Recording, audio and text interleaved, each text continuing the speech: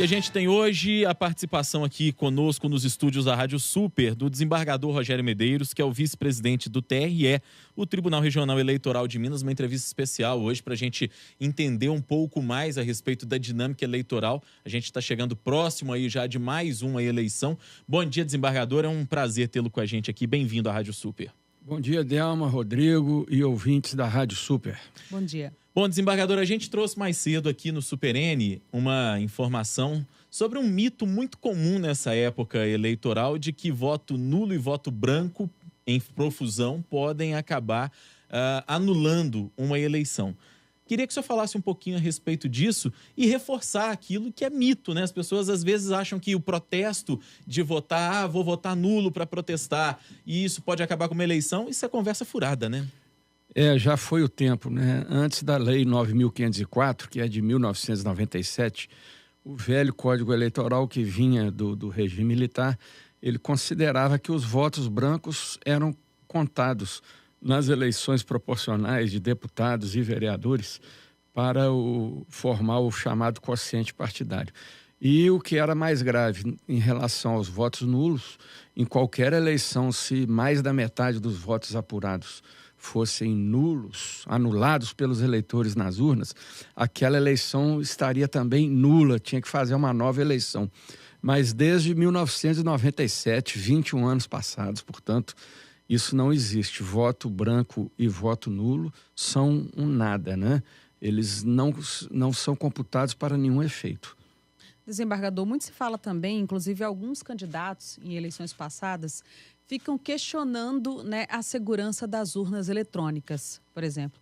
Como é que a Justiça Eleitoral esse ano, o que é que ela está fazendo de novo, por exemplo, para aumentar essa segurança das urnas eletrônicas? Quando é que começa esse trabalho? Porque a gente sabe que todo ano, ali próximo às eleições, é lançado uma espécie de concurso, acho que até hackers, se não me engano, são contratados para poder testar a segurança dessas urnas eletrônicas. Como é que está esse processo esse ano?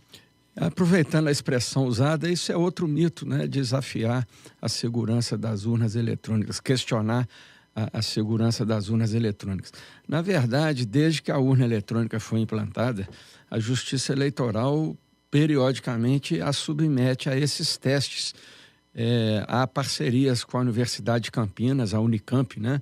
Universidade conceituadíssima, com tecnologia de ponta, e jamais se conseguiu comprovar que a urna eletrônica fosse vulnerável. É preciso ter em mente, senhores ouvintes, que a urna eletrônica ela é apenas um equipamento eletrônico para receber e armazenar os votos que o eleitor assinalou naquele momento de votar. Ela não tem nenhum dispositivo exterior, ela não é ligada à internet. Não há a mínima possibilidade de alguém manipular externamente a urna eletrônica. E elas são preparadas em cada eleição até 20 dias antes da votação, né? Mais ou menos 20 de setembro, né? Conforme o ano, a eleição é sempre no primeiro domingo de outubro. 20 dias antes as urnas são lacradas e só serão abertas pelos mesários. Então elas ficam invioláveis nesse interregno.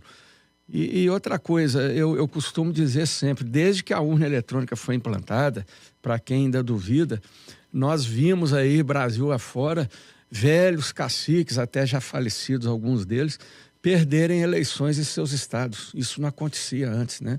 Eu posso citar nominalmente, sem nenhuma crítica à pessoa deles, o Antônio Carlos Magalhães na Bahia e José Sarney no Maranhão e Amapá. Pois é até uma questão interessante, desembargador, que a gente tem visto aí nas últimas semanas, nos últimos meses, apoiadores, muito em especial do pré-candidato à presidência, Jair Bolsonaro. Ele mesmo já proferiu algumas palavras aí em tom de desconfiança sobre esse sistema eletrônico de votação no Brasil. Eu queria que o senhor fizesse uma avaliação sobre isso. É um desserviço que se presta quando se coloca em xeque a segurança da urna eletrônica. Mais do que isso, é o tal complexo de vira-latas que o Brasil constantemente tem, algo que dá certo, que a gente tem uma apuração rápida, muito eficiente, e que as pessoas ainda tentam jogar uma pá de cal em cima disso? Exatamente. A questão é mesmo um desserviço que se presta, não sei com qual intenção, né? Toda opinião é legítima, toda manifestação no regime democrático deve ser ouvida, mas a questão mesmo de afirmar por si só essa não confiabilidade da urna eletrônica é uma inveracidade. Realmente ela veio para melhorar o nosso processo eleitoral. Ele hoje é ágil, ele é rápido, né? O sistema de votação por cédulas, ele era muito mais passível de fraudes. Eram inúmeras as fraudes que se criavam com as cédulas. E outra coisa, a demora nas apurações. O resultado de uma eleição de prefeito, por exemplo, nos maiores municípios, costumava demorar mais de uma semana. Hoje a gente fica sabendo do resultado na mesma noite, né? Que inicia a apuração 6 horas, 7 horas da noite, 6 horas da tarde, 7 horas da noite, e até 11 horas da noite, na eleição de prefeito, nós já sabemos o resultado. Então, a urna eletrônica ela é absolutamente confiável. Os países, até os Estados Unidos, na época do imbróglio lá da eleição na primeira eleição do George Bush, em 2000, contra Al Gore, que houve um imbróglio danado lá, sobretudo com os votos da Flórida, o New York Times, um dos maiores jornais dos Estados Unidos, em editorial, ainda citou o processo eleitoral brasileiro como uma referência positiva, né, que os Estados Unidos deveriam imitar. Nós estamos conversando aqui com o desembargador e vice-presidente do TRE, ele que também é corregedor do TRE, Rogério Medeiros. Desembargador, a partir de agora, já tem algo proibido do ponto de vista que a Justiça Eleitoral já está proibindo que candidatos podem ou não podem fazer, ou mesmo as emissoras de televisão, de rádio? Por exemplo, a gente aqui que presta um serviço, a gente sempre está tentando entrevistar os políticos para que a população possa formar a opinião dela, né, ouvindo todos os lados. O que é que está proibido já?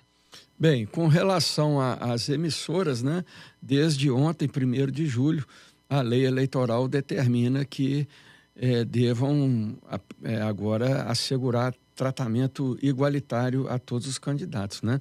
Por exemplo, um programa de jornalístico, né, tem que mencionar todos os candidatos, a rotina deles, a agenda. No caso de entrevistas, tem que dar igual oportunidade a todos, né?